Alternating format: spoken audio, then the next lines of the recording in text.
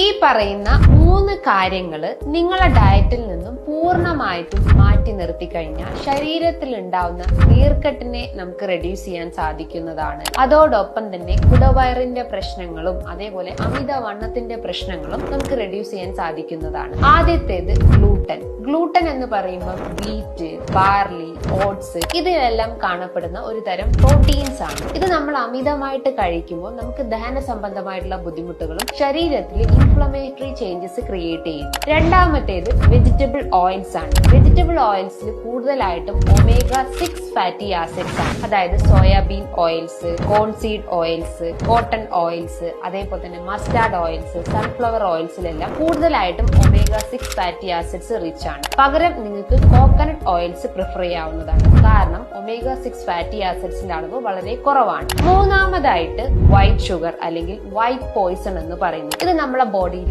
Insulin resistance എന്ന conditions create ചെയ്യും. അമിതവണ്ണത്തിന്റെ പ്രശ്നങ്ങളും അതേപോലെ തന്നെ ഫാറ്റി ലിവർ, ഡയബറ്റിസ് ഇഷ്യൂസ് ഒക്കെ ക്രിയേറ്റ് ചെയ്യാനുള്ള ഒരു ചാൻസസ് ഉണ്ട്.